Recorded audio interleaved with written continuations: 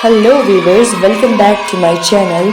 So today I am drawing another drawing of the Little Singham. I know this is your favorite cartoon character. I can draw any other characters also.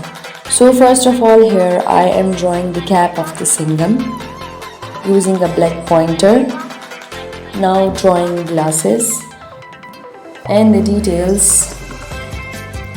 Now drawing the face in such a circle manner, and beneath that now we are drawing the uniform, his cuffs, his hands and his belt and the rest of the body, pant and shoes. I hope you like my drawings. If you like, please do subscribe.